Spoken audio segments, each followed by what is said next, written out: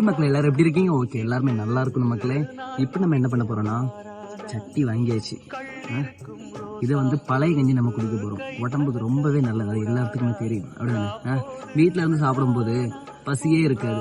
இந்த மாதிரி வயிறு வேற லெவலில் இருக்கு.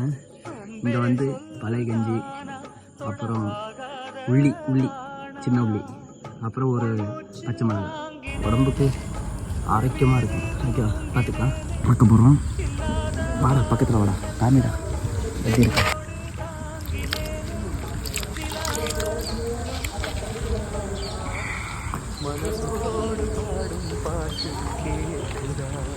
நமக்கா